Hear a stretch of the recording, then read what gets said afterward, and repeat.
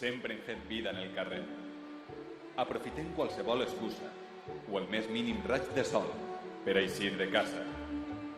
Poques coses ens defineixen més com a poble valencià que eixir a la fresca i parlar amb els nostres veïns. Fer barri. Ens agrada conversar, alt, fort, que se'n senta. Però no solament fer-ho en el carrer. Qualsevol lloc ens serveix, com en els mercats municipals de la ciutat, on pots comprar peix fresc, unes pomes o un tros de formatge, i et poses a aventar de l'última xafarderia, parlar de com va el país, comentar l'últim resultat esportiu i, per què no, difondre algun rumor. Però també comprar les últimes espècies exportades de les Índies, peces d'or portades d'ultramar i les teles més belles i delicades que van i venen en la famosa ruta de la seda. Una ruta que ens farà famosos i ens portarà grans beneficis.